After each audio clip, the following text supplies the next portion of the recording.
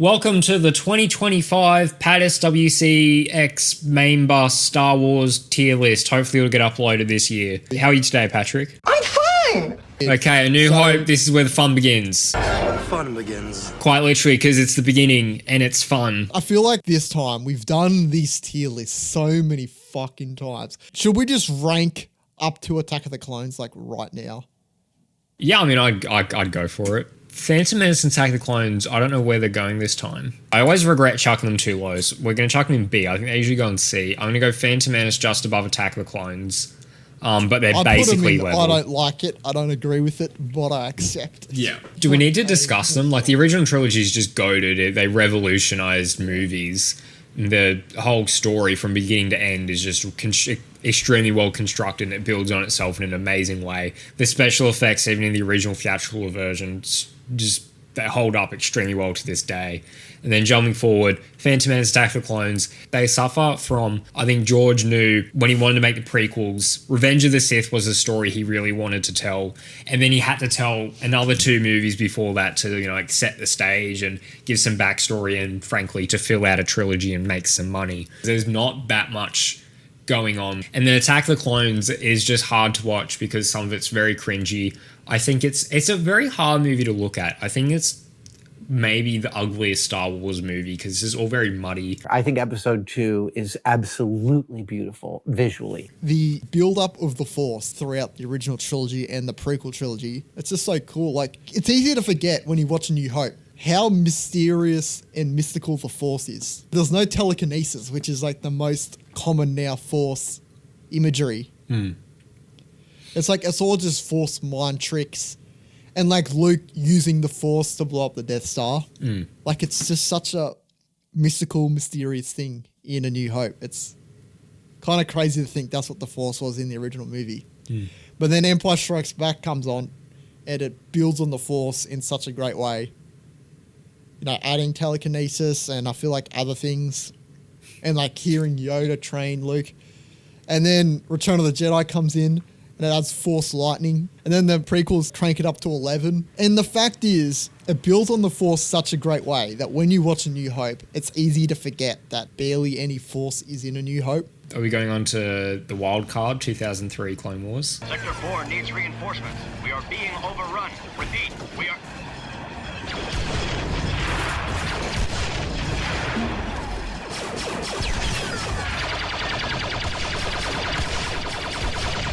I think I'm going to put him Representative Binks. Oh, you really don't like it?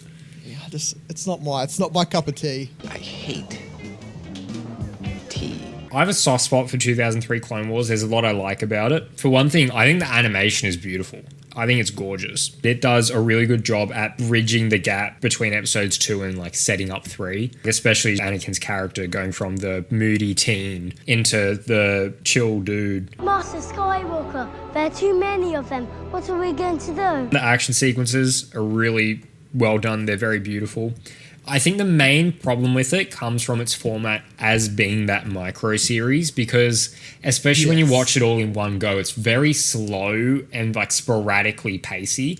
But when it's good, it is really good, but there's just a lot of slow dragging on between the good bits. Well, again, it's just a bunch of 2-minute episodes, and I don't like that format at all. It got hyped up so much, I was like, I have to watch this show. Look, I'm going to touch on some things. Like you said, it bridges the gap between episode 2 and episode 3, Anakin. It didn't bridge the gap. He gets promoted to Jedi Knight, and then he's suddenly not moody anymore. Everything with General Grievous in this is fantastic. Oh, yeah, that's the one bit I love about the show. And it's such a sad that nowhere else, maybe the comics, but nowhere else is General Grievous actually a threat.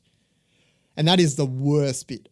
Maybe not the worst, but one of the worst bits about the 2008 show. I would almost say it is actually the worst bit. Revenge of the Sith. Hello there. This is where the fun begins. It goes above Return of the Jedi for me. It's below A New Hope. I don't have criticisms about this movie. I think beginning to end, it's just banger moment after banger moment. The character work is extremely well done. Anakin's fall to the dark side is actually extremely believable, I feel like. I don't know if that's a super popular opinion. I said this last time, I think it's overrated. It's a great movie. It's 2 tiers above the rest of the prequel trilogy, but it's not original trilogy level. Clone Wars movie.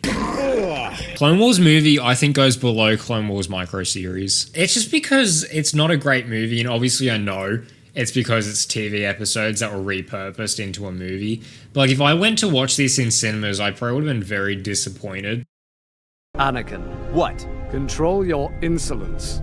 The Count is concentrating. S tier. Top of S tier, my favorite Star Wars thing ever, and that's never gonna change. Yes, I'm probably a bit biased, but shut up. Shut up! Skylar, shut up! Please shut up! Stop! Shut up! Shut up! Shut up! Shut up! Shut up! Shut up! Shut up! I've said this before and I'll say it again. Some people are original trilogy people. Some people are prequel trilogy people. I'm a Clone Wars person. I grew up on Clone Wars. Yeah, we grew up on Clone Wars, sorry. This was the new stuff when we were young. I remember still, like, the whole Maul saga unfolding as it was airing, and, like, that was... I mean, I don't know if I watched them on broadcast, but vaguely around when they were coming out. I mean, I was too dumb as a kid to know, like, what was the broadcast and what's a rerun. Yeah, that's what I mean. But I remember getting super hyped about that story, and every time it came on, and then I saw Maul again, I was like, yes! And I mean, only really recently, like the past couple of years, went back and watched the series beginning to end. And there's even some episodes that I missed when watching them on TV, like the Heroes on Both Sides is just a phenomenal episode that gets to really paint the intricacies of the war. Season 1 is rough. Season 2 is a lot better. And from season 3 onward, I would say it's pretty peak. Some of the arcs are just incredibly well told Star Wars. A lot of it isn't even really about the Clone Wars. Really. Stuff like the Mortis arc, which I know you don't like Mortis arc, but I do. It drew me. Okay, but like that's really not that involved in the Clone Wars. Even the Darth Maul stuff barely has anything to do with the war itself. Like it kind of plays into it a bit. That's something that like I love and hate about the later seasons. They're barely about the Clone Wars. Like season 5, does it even have an episode about the Clone Wars? It's kind of splintered away from showing the war itself and more showing like some of the things going on around the war and how the war is impacting other aspects. Like looking at end of season 5 with the whole Ahsoka arc, that kind of is very much influenced by the war. Like Barriss lost faith but in it's Jedi also because not of the war. part of the war. Yeah, I get what you're saying. Yeah. But again, it's the thing I love and also hate at the same time. It's so weird because, again, like season 5 is my favorite season. We've got a Clone Wars tier list, don't we? Yeah, we do, yeah. But season 5 is like my It's favorite. probably very outdated, but we do. And that's the best and worst thing about the first 2 seasons is it's pretty much all about the war, but also it gets boring. It gets overdone. I love clones. They look awesome. They're really great characters. There's a lot of interesting stuff they do with clones. I know a lot of people hate the inhibitor chips. Again, the EU But why? super fans. Yeah, I'm a big defender. I Have you think not it's just stupid. Have you not seen how much of a toll the inhibitor chips take on the clones themselves? Because I think the whole argument is that they think it's better and like more effective if it's just the idea that clones are just bred to follow orders. But like, I can't fully convey that side of the argument because I disagree. I'd like the inhibitor chips. But it's also a form of genetic engineering, the inhibitor chips. We see the man that Obi-Wan describes in A New Hope. That's what I love about the Clone Wars. The 2003 one, it's just whiny Attack of the Clones Anakin. And I feel like whiny Anakin should be a very small part of Anakin. Most of it should be the Anakin Obi-Wan describes in A New Hope, which is the Anakin in the Clone Wars. Rebels. And what would your name be, young man? Jabba the Hutt. Rebels is going to be I Have Friends Everywhere, I reckon. It's great, but not the best. It's kind of the first pebble in the there's too many Jedi surviving after Order 66, but at this stage, there wasn't that many, so it was okay. And it's one of the only ones where it actually ties up at the end. Like, Kanan dies, and then Ezra goes off into the unknown regions and shit. And I'll add, it's a big thing that Kanan's a Jedi. Up until the first episode, he was hiding that he was a Jedi. Like, it was a thing that he couldn't let anyone know that he's a Jedi. It's one of the shows that gets better and better every season. It's the Clone Wars of the original trilogy. It's such an underrated show. I think it's just the art style makes it really look like a kid's show. It really does. It is genuinely probably the worst thing about the show. Some people can get by with the Clone Wars art style. Yeah. but they can't get by Rebels, which I get. Like, I'm looking at it now, I'm like, how the fuck is this an S tier show? But when I watch it, it's an S tier show. Should Ahsoka have died? Yeah, I don't know. I like the fact that she survives to meet Luke, but realistically, she probably should have died You're probably right. because as Yoda says there is another. And Empire another. Strikes- And another. And another. And another. But again, I wish they made her a main character in season 2 and then killed her. That would have probably been better. Again, the fact that she's barely around during season 2 means it would have felt a bit cheap, her actually dying, having just shows up, disappears, shows up, dies. I bypassed the compressor. I think it's bottom like a bantha. I'm going to go below 1 and 2, which I usually don't, but I'm going to put it below 1 and 2. I think I'm just going to go like a bantha. I think this is just a generally good movie. It obviously has some rehashed elements like the big super weapon, but I would argue that's just a staple of Star Wars. If you're an EU, Yes, if you're an I'll agree EU with fan, that. if you're an EU fan that is shitting on Force Awakens for copying the Death Star, then I'm sorry you did not read the EU. There's a new Imperial super weapon every other week in the EU. Rogue One, Are you kidding me? I'm blind. I think it's going to top I Have Friends Everywhere, but it would be S tier if I wasn't trying to avoid bloating my S tier. It actually recreated the magic of the original trilogy Yes. with like modern tools and shit. The structure of the movie I used to not like. I used to think it was paced really weirdly and it was kind of boring. But rewatching it just recently, no, I actually found it to be a very captivating movie. This is one thing which I am a huge fan of, is the space battles in Star Wars, with spaceships shooting at each other and shit. I honestly think looking at this is the last time where we really had that done well. And that's like a huge staple of Star Wars. And like we just haven't gotten that since. It was very similar to like the episode 6 one where we got to cut between the space and the ground and like they kind of interacted and wove into each other, and it was just a big scale battle that had multiple things going on that was really interesting and really well shot. The Last Jedi. Where am I going to put this? It's below Force Awakens, but how They much fly below? now. As just a movie, I would actually argue it's a pretty damn good movie. But as a Star Wars movie, Except for the whatever bit. the Canto Bight, that is Yeah, just Canto that Bight. is just bad. Oh yeah, Like, that's the one bit that makes me say it's not even that good as a movie. yeah. It's gonna go just below Clone Wars movie. I don't like it. I don't agree with it, but I accept it. But actually, again, that kind of explains how I feel about this movie really well. Solo. I don't like it. I don't agree with it. But I accept it. It's boring. Move on. Mandalorian. Mandalorian, I think, is A tier. I think it's actually going to bottom A tier. How could a member of my own family say something so horrible? Season 3 was that bad. Season 1 and 2, incredible. S tier seasons. Season 3, just not very good. As time's gone by, I like season 3 less and less every day that goes by. 1 and 2, it really did something that was just unheard of before. It was like the first big live action TV show. And the era that it's exploring before now, that era was entirely unexplored. That was really fascinating. I think it's been done a bit too much now, and we're a bit sick of it.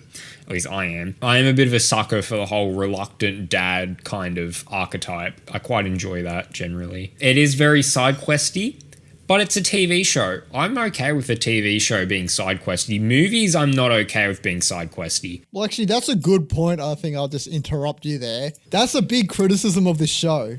But it's also the reason this show is one of the few Disney shows that are actually shows and not 7-part movies. The way they were writing the story, it feels like season 2 almost like comes to a climax, and then season 3 is just added on, and it kind of just keeps dragging. Well, season 3's Bo-Katan's story, which I think was a very good move because Mando's story was wrapped up Yeah. by the end of season 2. But then we're also getting a Mandalorian and Grogu movie now, which like... I mean, I'm going to love it. I don't care. I don't know. I'm not very optimistic, but we'll see. I'm also not ruling out that I'll like it. I'm just not expecting to like it. Rise of Skywalker. Oh, they fly now! They fly now? They fly now! This is going Representative Binks. I think this gets lower and lower every time I do these because, like, it just kind of ferments more and I just see more of the things I don't like about it. And the Yeah, things same. that I did like about it have kind of all just gone away. I don't even remember what I used to really like this. I just think this was actually pretty Yeah, damn on my good. first ranking, I was struggling between this movie and Force Awakens. Like, I was really struggling to rank between them.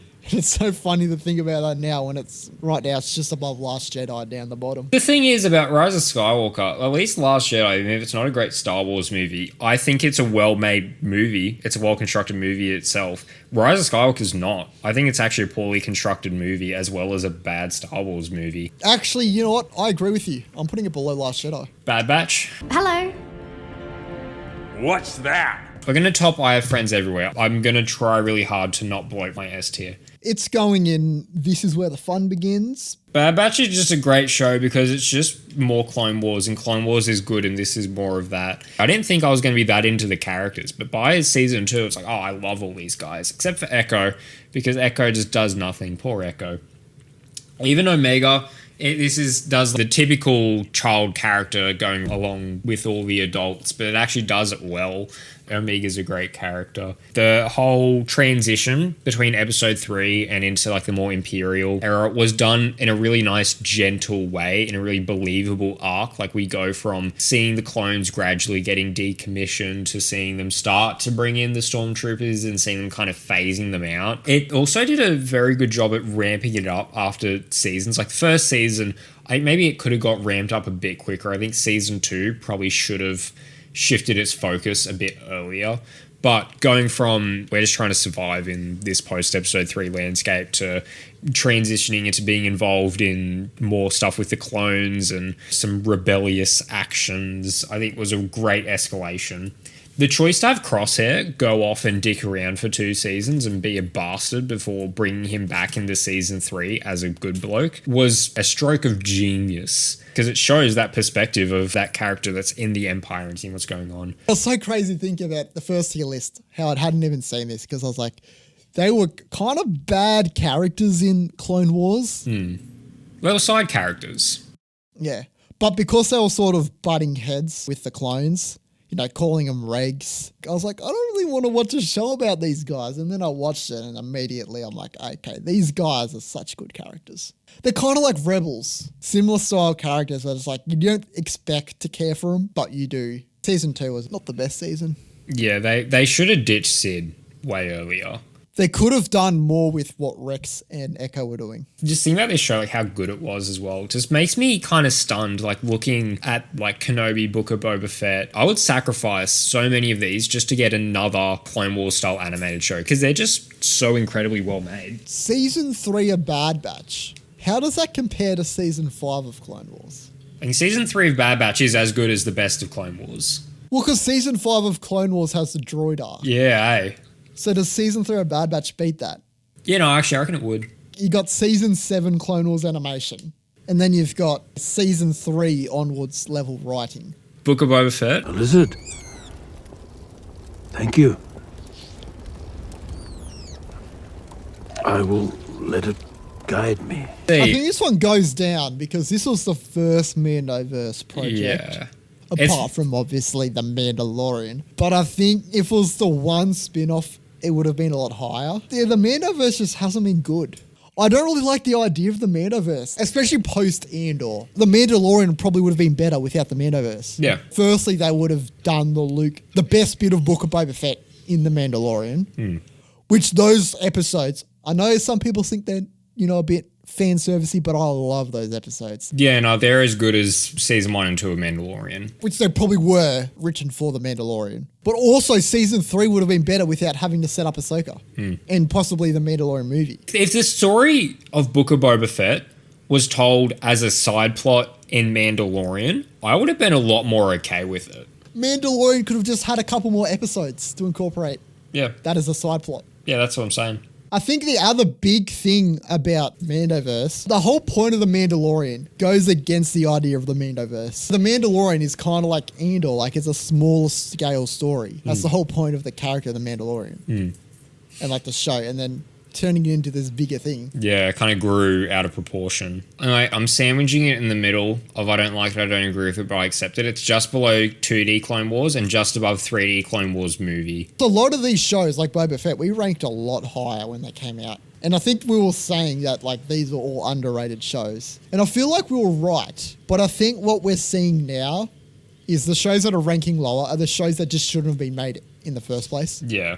Like after seeing what else could be offered, some of these shows just didn't need to happen. I'm guessing when we get to Tales of the Jedi, Empire and Underworld, they may rank higher because they're such short shows, even though they didn't need to be made. They don't really hurt, you know, they're just short. Yeah. They're short shows. They're good quality, but like they're weird. They're an anomaly. I don't know what I'm going to do with them yet. I find it quite funny that it says a lot about Book of Boba Fett that we're trying to talk about Book of Boba Fett and we just keep talking about other shit because there's not a lot to say about Book of Boba Fett. You know what? I'm putting it below micro series just to show I don't hate the micro series. Twinsies. Obi-Wan. Hello there. I don't know what to do with this. It's better than Boba Fett, but like, is it? I'm going to put it at the top of I don't like it, I don't agree with it, but I accept it. And because that tier's getting so bloated, I'm going to push Last Jedi down to Representative Binks. That's not so much a case of where like it's a tier lower, it's just a bit worse and I want to spread shit out. Andor's I have friends everywhere. bottoming, this is where the fun begins. I'm putting it between Clone Wars and Bad Batch. It's both really good Star Wars and a really good made show.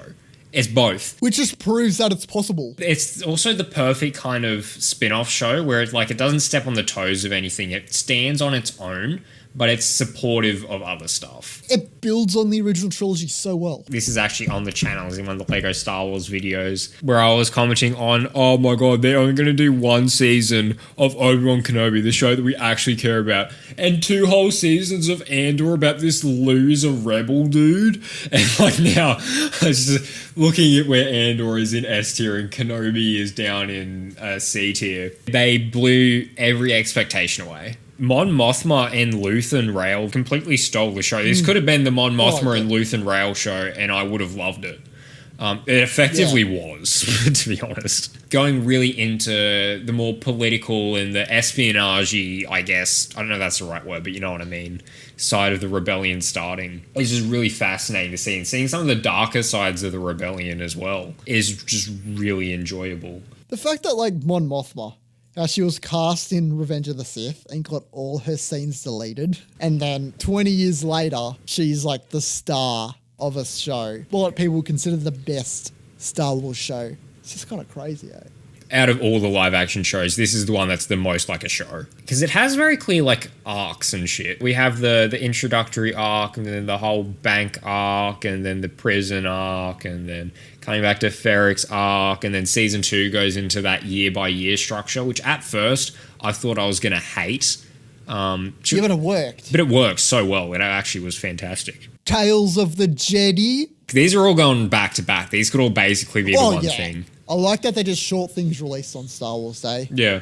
As like they're bonus content. That's actually a good way to look at it. I've never looked at it like that. I feel like I'm just going to put them, I have friends everywhere. There's not much to talk about, like, individually. Yeah, I've chucked them all top like a bantha. I've got Tales of the Jedi followed by Empire followed by Underworld, but that doesn't mean anything. They're all the same. They're just seasons of the same show, honestly. Effectively. I could probably have a lot more to say arc by arc, but just broadly speaking, they do suffer from, I think, being quite short. That does some arcs that damages. But some arcs it's fine. I get it's the point. Some arcs it's fine with. The main thing I love about Tales is that it's just more Clone Wars. Now you've kind of mentioned that bonus content thing, it's completely changing the way I look at it. It's just bonus Clone Wars arcs, and that's just great.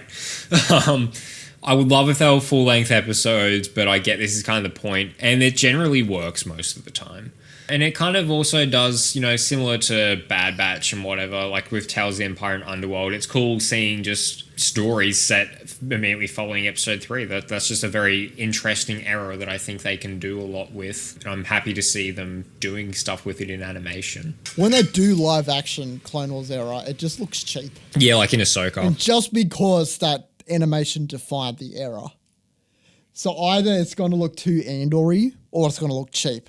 That's a good segue into Ahsoka if we're going into Ahsoka. It's going to go like a bantha above 1 and 2, below Tales. Look, I think it could have been great if they just went for it being a Rebel Season 5. And yeah, they could have named it Star Wars Rebel Season 5. done it in Rebels art style. And then that would have also changed their approach Yeah. to being more of a Rebels show than an Ahsoka show, but like Ahsoka heavy. But I feel like it's trying too hard to be part of the Mandoverse. Yeah, the Mandoverse just ruins everything. I hope this is a show that it goes really well as a pros and cons list. The pros, I think they did a really great job translating a lot of the cast into live action. The con of that is they didn't really need to, but if they were going to, they did it well. Especially like Sabine, I think they did her really. She's a standout for me. The other ones I think were serviceable, but Sabine was like really well done. There were some aspects, even though I don't think it was as much as it was with Kenobi, there was some aspects of the writing that felt a bit underbaked. Especially the last episode. I did not like the last episode. I think that's a pretty common opinion. Yeah, I remember we really enjoyed it up until that. Yeah, and it dragged the rest of it down as well. Well, especially in a show where there's no start and end points per episode. That puts a lot on the finale. The one thing that was good that it was live action is we got Hayden Christensen again. That'll be the one thing we'd lose if we went my idea of Rebel Season 5. That whole Anakin bit was by far the best part of the show. I like Ahsoka. I agree with Ahsoka. And I accept Ahsoka. Same with the prequels. But that's where I'm putting it. Yeah. Am I going to talk about The Acolyte now? I know, yes, a lot of people don't like this show. I think a lot of it was attributed to the fact that the director was just not a very likable person, and the publicity for this movie did the inverse of its job and made everyone hate it before it came out instead of hyping it up, and I think that really sabotaged it. But if you stuff up marketing that bad, that's on you. You could have just said nothing about it. Who just joined? Who is ruining our Star Wars tier list? I thought we were gonna play some video games. I think it's objectively a bit better than Kenobi, and I probably enjoyed it about the same level. Yes, it has a lot of faults, but so does a lot of Disney-era Star Wars. It's not that bad. Skeleton Crew. Can't say I remember no at I don't know where to put this. This was such a pleasant surprise. I put it like a Bantha. I put it below Ahsoka and above Phantom Menace. It's very much Star Wars in name only. Some people might be okay with that. Some people might not be okay with that. I'm completely okay with that. Feels like it fits in the universe, even if it doesn't have anything to do with the larger story, I suppose you'd say. It's one of those shows, the only way I can describe it is it was just fun. It wasn't a great piece of art, but it was something I could tune into once a week and have a fun hour watching it. Having an all-kid, like, you know, all the main characters being kids and shit, was always going to be an obstacle. But they were good kid actors, though. That was what I was going to say. And they had Jude Law to help carry, you know? Yeah, he was a great part of the show. And I was genuinely invested in the whole story that they were telling. And even if it is a bit kiddie, but it's okay for there to be some stuff that's a bit kiddie. You know, kids like Star Wars too. And George Lucas did say Star Wars was always for kids. It's a film for 12-year-olds. I would really like a season 2 of this show. I don't think they're planning to, but I would really like if they did it. And there is more that can be done, like Jude Law's character. I would love to know what to call him other than Jude Law's character, you know. They could do a lot of ground level what it's like as a member of the New Republic in this era. I'd love to see that. But I'll respect it if they leave it where it is. Or this could be the New Republic show. Yeah, it could be. Anyway, I'm done. Whee!